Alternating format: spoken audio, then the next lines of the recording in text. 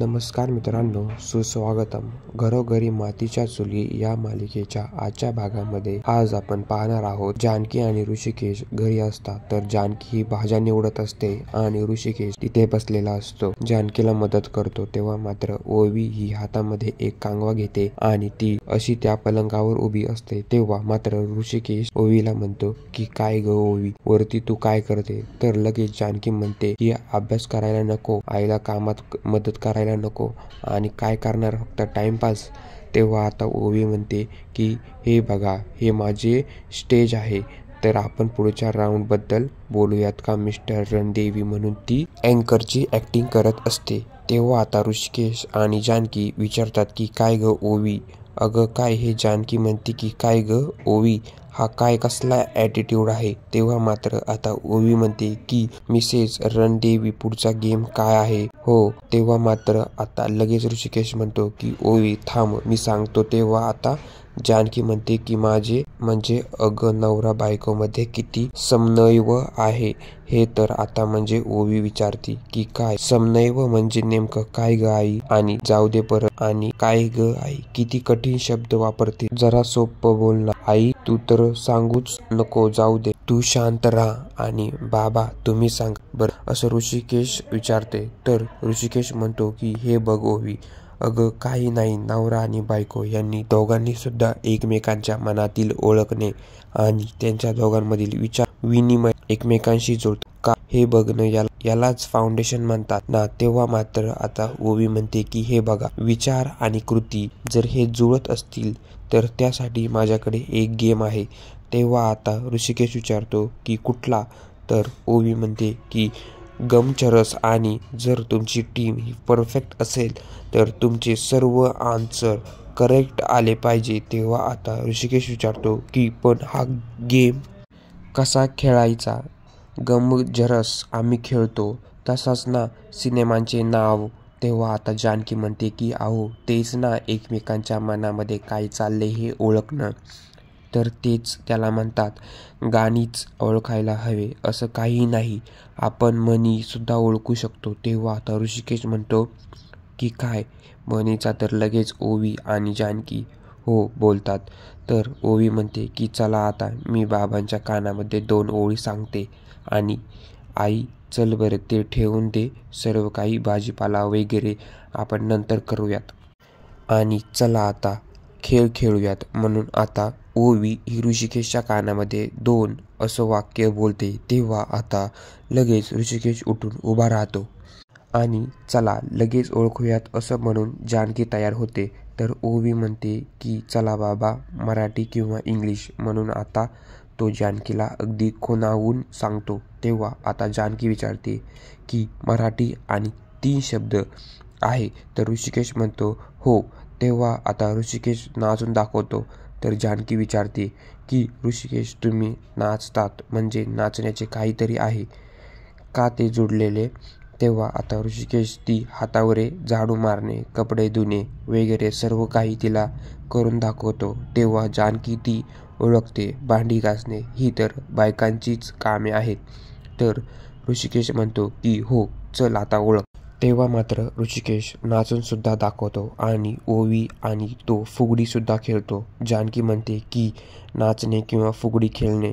तेव्हा आता ओवी म्हणते की आई ना, अगं ओळख ना. तर हा दोघेही आता अगदी गोल गिरकी घेऊन नाच करत असतात. तेव्हा मात्र आता जानकी खुश होऊन म्हणते की नाच ग घुमा. तेव्हा आता ऋषिकेश अगदी खुश होतो आणि जानकीला टाळ्या देतो, कारण जानकीने अगदी करेक्ट ही म्हणून ओळखलेले असते. तेव्हा ओवी लगेच आईला मिठी मारते. तेव्हा आता ऋषिकेश म्हणतो की जानकी अगं किती सोपं आहे आणि किती वेळ लावला तू? तेव्हा आता जानकी म्हणते की हो चला आता मी ओळखलं आणि चल ओवी आता दुसरी मोही सुरू होईल. तेव्हा मात्र आता ओवी ऋषिकेशच्या कानामध्ये परत सांगते आणि ओके चला करा आता, अशी कृती म्हणत असते आणि जानकीला ती कृती ओळखायची असते. जानकी म्हणते की म्हणजे फार असा अवघड सिनेमा दिलेला दिसतोय. तर आता ऋषिकेश लगेच उठतो. मात्र वेड हा शब्द असतो आणि आता त्याची सर्व काही जुनी कृती आहे. तर ऋषिकेश प्रत्येक वेळेस करून दाखवतो. तेव्हा आता ओवी म्हणते की आई अगं ओळख ना पटकन. तेव्हा आता लगेच जानकीला काही ओळखत नाही. ती विचार करते. तर ऋषिकेश ओवीला जवळ घेतो आणि ओवीला खुणावून दाखवतो. तेव्हा आता जानकी म्हणते की हो ती वेडी आहे आणि वेड. तेव्हा आता ऋषिकेश हसतो आणि करेक्ट असं म्हणतो. आता ओवी लगेच आईजवळ येते आणि काय ग आई काय म्हणतेस. तर आता जानकी तिला जवळ घेते आणि प्रेमाने म्हणते की बाळा अगं मज्जा केली आणि तू आमची वेडू आहेस की नाही. तेव्हा आता ओवी ही अगदी हसते आणि ऋषिकेश जानकी खूप खुश एकमेकांबद्दल. आता सर्व काही त्यांची ही प्रॅक्टिस सुरू असते. त्यानंतर मात्र इकडे ह्या वेड्यांचे म्हणजे सारंग आणि ऐश्वर्या ह्या दोघांची जी काही स्पर्धा उद्या होणार आहे तर त्या टँक भरण्याची तर अगदी लगबग त्याची सुरू असते. हा रिकामा जो पिंप आहे तो आपल्याला तो भरायचा आहे. तर आता सारंग म्हणतो की एवढंच ना अगदी सोपं आहे. तेव्हा आता ऐश्वर्या म्हणते की सोपं नाही सारंग. अहो जाताने एकही थेंब पाणी खाली सांडायला नको. आणि हे बघा हा गेम अगदी काही वेळापुरताच मर्यादित आहे. कमीत कमी वेळात आपल्याला ती पिंप भरायची आहे. तेव्हा सारंग म्हणतो की म्हणजे अच्छा कमीत कमी वेळेत आपल्याला जास्त पाणी भरायचं आहे हेच ना. तर ऐश्वर्या म्हणते की हो. तेव्हा ऐश्वर्या म्हणते की हो आणि यातून नवरा बायकोंचे लगबग असणार आहे ही गोष्ट लक्षात ठेवा. आता सारंग लगेच तयार होत.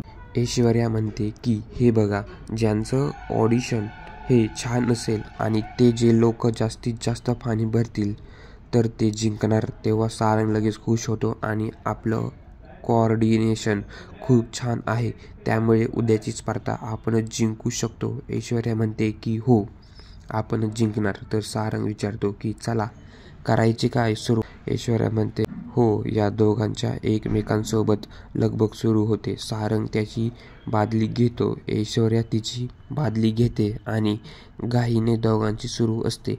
परंतु एकमेकांची बादली काही त्यात बुडत नाही.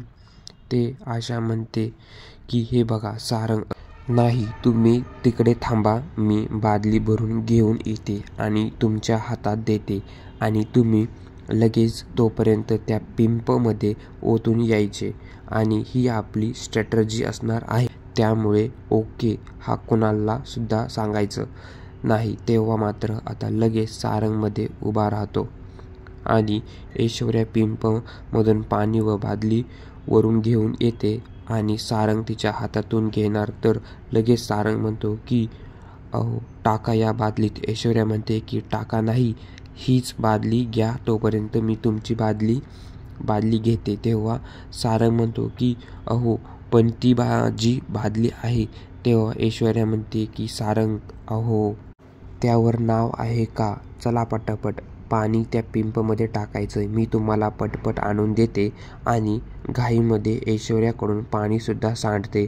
तर सारंग म्हणतो की अहो ऐश्वर्या काय केलं. अहो तुम्ही तर पाणीसुद्धा सांडले.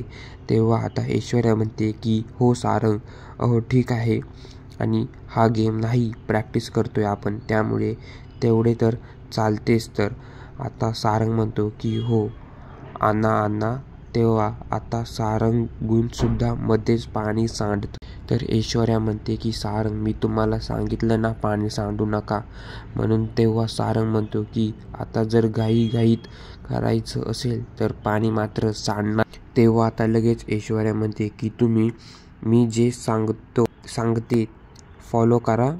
आणि परत ते आता त्याचं जे काही पिंप भरण्याचं काम आहे तर ते लगेच लगबगीने सुरू होतं. तेवढ्यात आता गुलाबदादा त्यांचं काहीतरी कुठे हरवतं आणि ते त्यांना शोधत नाही म्हणून अगदी वैतागून ते बाहेर पाहायला येतात. आणि तेवढ्यात समोर त्यांनाही जे काही दिसतं दृश्य ते बघून गुलाबदादा लपतात आणि या दोघांचं नेमकं काय चालू आहे ते अगदी चोरून पाहत असतात. तेव्हा मात्र दोघांचे जे काही सुरू असतं तरी पाणी लगबगीने टाकायचं तेव्हा आता सारंग इकडे ह्या पिंप जवळ येतो आणि ऐश्वर्या पाणी त्यात ओतते.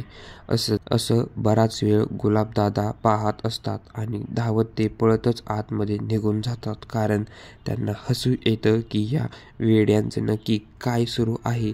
ते अगदी चोरून पाहत असतात तेव्हा मात्र दोघांचं जे काही सुरू असतं तरी पाणी लगबगीने टाकायचं तेव्हा आता सारंग इकडे ह्या पिंप जवळ येतो आणि ऐश्वर्या पाणी त्यात